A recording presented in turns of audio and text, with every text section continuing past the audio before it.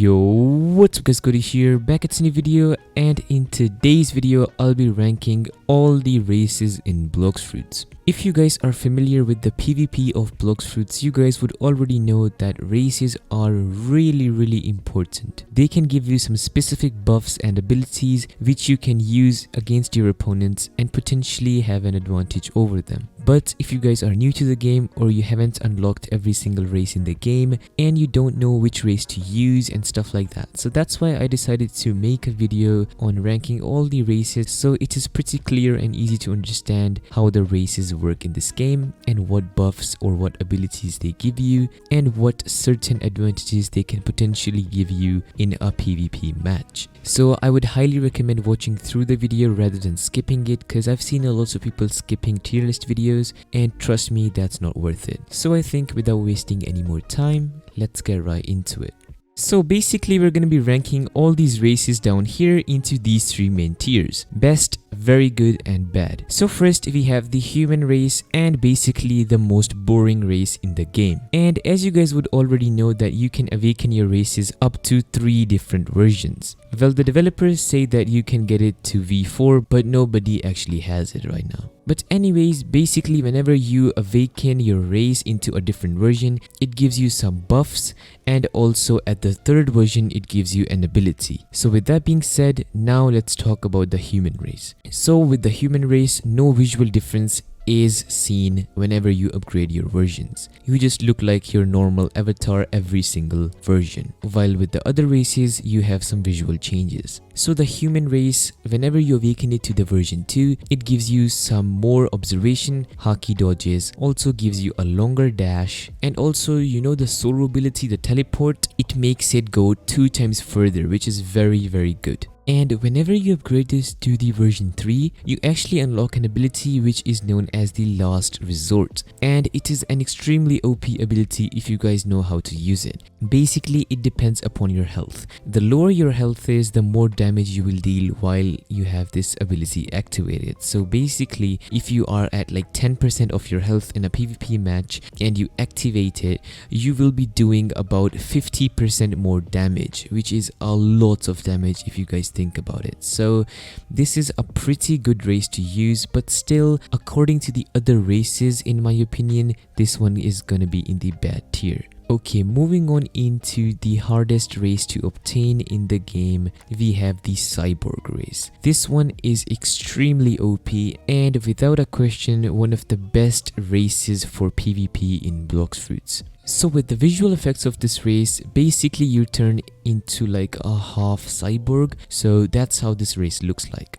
And yes, it changes with the versions, it will just grow into like a bigger cyborg at the end. But if we talk about the buffs of this race, they are actually very OP. It is all based around your energy and your defense. Basically in the version 1 you don't have a single buff, so basically useless, right? In the 2nd version you get an ability in which basically all the damage you take from swords, guns or melee attacks will be converted into energy, but only 15%. So basically if somebody hit you for 100 damage, you will be getting an additional 15 energy just for free. So that basically means that your energy levels are going to be high at all times, which is very OP in a PvP match. So with the 3rd version of the Cyborg, this actually becomes a really OP race. The ability which you get is the energy core, and what this does is when you have it activated, you have plus 30% more defensive buffs. So if somebody gives you 100 damage, you guys will only take 70. That is actually very OP because mostly all the one-tap combos will not be possible on you. While the ability is activated, it will do like a lightning effect around you which does damage to the players as well, around I think so 2000 or maybe even 3000 according to your level. The thing is, it's like an AoE attack, so if somebody is trying to stun you or has you in a combo and you have this ability activated, most likely you can escape out of it due to your ability, because you're going to be dealing some damage to your opponent which will stop their skills and you can easily escape the combos.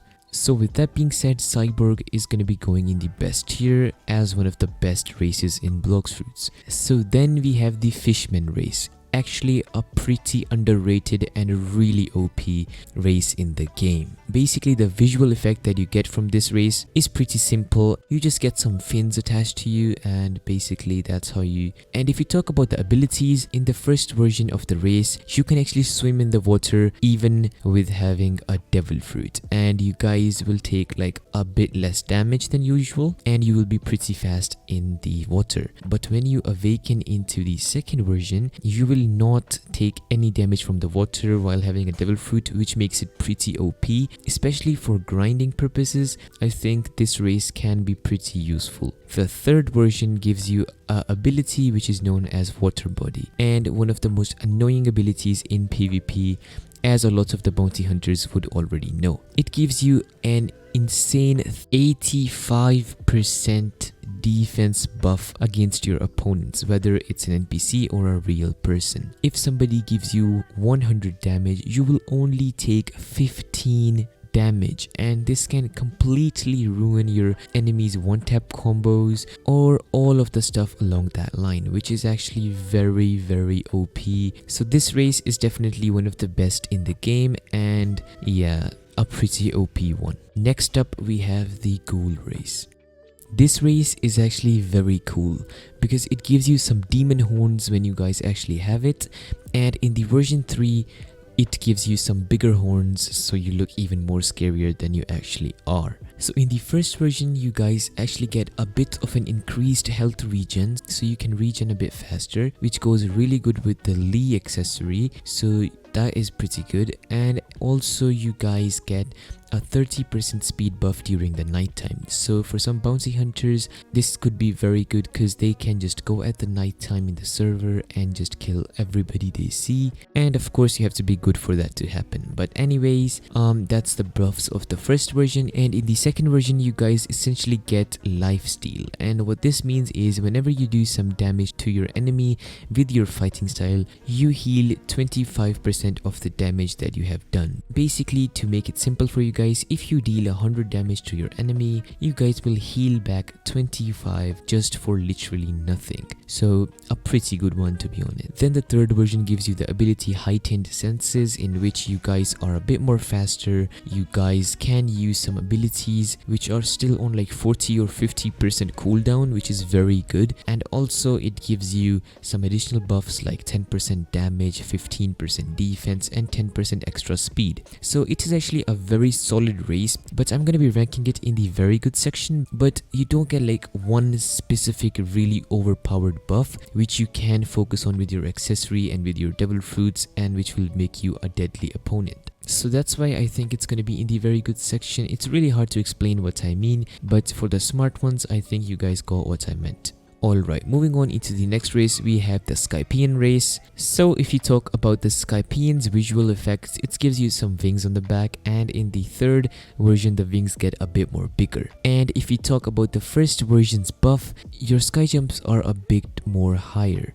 because to travel and to farm NPCs and stuff like that, you need to jump a bit and use your geppos. So it can be actually very useful for you guys to have this race while you are a noob or starting to play the game. Then in the second version, you guys get your sky jumps a lot more higher, and also you get an additional sky jump, a free one. So, and in the third version, you guys get an ability known as the Heavenly Blood, and this ability literally makes you heal 20 or 25% of your health, which is very good, and also gives you an additional 15% defense buff. So if somebody's hitting you, they deal less damage and you heal a lot of it. So yeah, but as you guys would already know by the effects that this race has, it is nowhere even close to being the best race in the game, because who cares about sky jumping when somebody can literally one tap you or tank all your damage with one single ability? So that's why I think Skypian is going to be in the very good section, but it's going to be below the Ghoul tier because Ghoul actually has a purpose to it. Then next we have the Mink race, my personal favorite race in the game, basically based on speed. So the visuals are actually very simple. It gives you some bunny ears in the first version, and in the last version, the third version, it gives you a rabbit tail. And if you talk about the first version's buff, this race makes you 1.5 times faster than a normal player, which is very helpful in grinding. Then if we talk about its second version's buff, it gives you ×2 movement speed, which is just insane, and also makes your dashes a bit faster and a bit longer as well, and they even cost a bit less energy.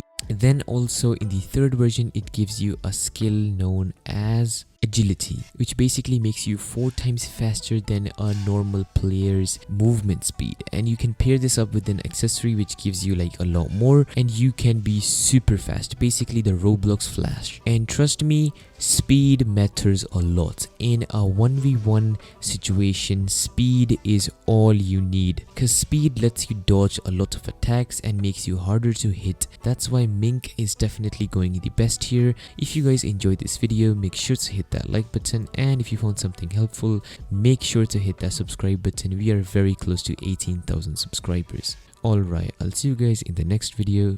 Peace.